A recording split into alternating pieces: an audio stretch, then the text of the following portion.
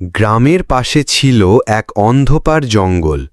লোকেরা বলতো রাত 12টার পর সেখানে গেলে আর ফেরা যায় না। এক রাতে কিশোর আরিব সাহস করে ঢুকে পড়ে, হাতে টর্চ, গলায় তাবিজ। হঠাৎ টর্চের আলো নিভে গেল। চারদিক নিস্তব্ধ, আর ঠান্ডা হাওয়া ফিসফিস করে বলল, তুই কেন এলি এখানে? ছায়ার ভেতর থেকে দেখা দিল এক প্রেতাত্মা। লম্বা চুল মাটিতে ঝুলছে, চোখ দুটো লাল আগুনের মতো।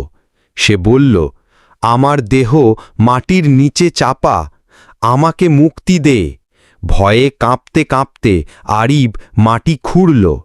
সেখানে বেরিয়ে এলো পুরনো এক কঙ্কাল। এক মুহূর্তে আকাশ কাঁপিয়ে উঠল প্রেতাত্মার আর্তনাদ, তারপর মিলিয়ে গেল হাওয়া হয়ে।